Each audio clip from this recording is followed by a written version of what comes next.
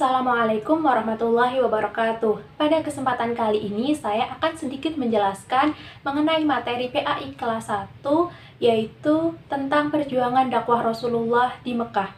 Ada 5 poin penting dalam perjuangan dakwah Rasulullah. Yang pertama yaitu kerasulan Nabi Muhammad.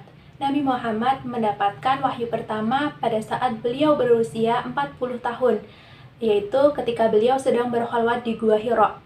Wahyu pertama yang diturunkan kepada Nabi Muhammad melalui perantara malaikat Jibril adalah surat Al-Alaq ayat 1 sampai dengan 5. Wahyu pertama yang turun tersebut merupakan titik awal dari kerasulan Nabi Muhammad.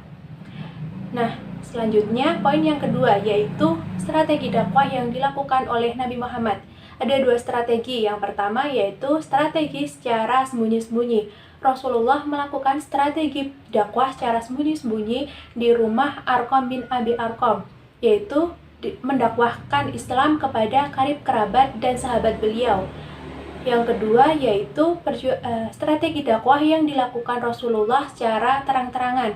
Rasulullah melakukan dakwah secara terang-terangan setelah mendapatkan wahyu surat Al-Hijr ayat 94 yang memerintahkan agar Rasulullah itu mendakwahkan Islam secara terang-terangan.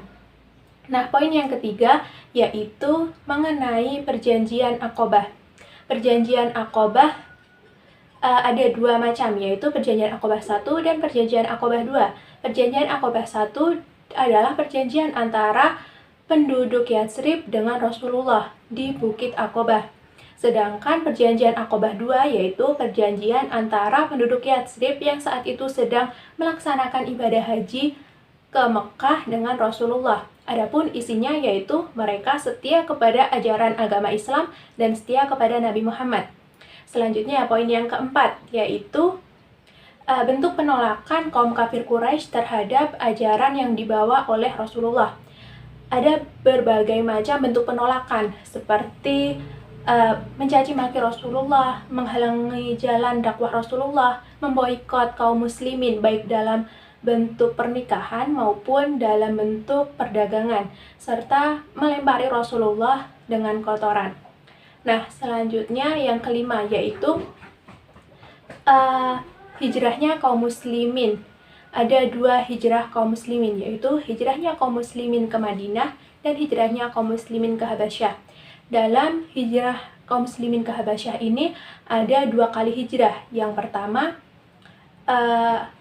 sejumlah 15 orang dan yang kedua sejumlah 80 orang. Nah, sesampainya kaum muslimin di Habasyah, mereka itu mendapat sambutan yang baik dari Raja Najasyi, yaitu raja dari negara Habasyah. Nah, yang kedua yaitu hijrahnya kaum muslimin ke Madinah. Saat Rasulullah banyak mendapat tekanan dan mendapat isu bahwa mereka kaum kafir Quraisy akan mencelakai Rasulullah, maka Rasulullah ditemani dengan Abu Bakar melakukan hijrah ke Madinah. Saat sampai di desa Quba, Rasulullah mendirikan sebuah masjid yang pertama kali didirikan oleh Rasulullah pada masa Islam yang disebut dengan Masjid Quba. Sesampainya Rasulullah di Madinah, masyarakat Madinah menyambut baik kedatangan Rasulullah dengan sukacita dan kegembiraan. Nah, demikian 5 poin penting dalam perjuangan dakwah Rasulullah. Demikian sedikit penjelasan dari saya. Wassalamualaikum warahmatullahi wabarakatuh.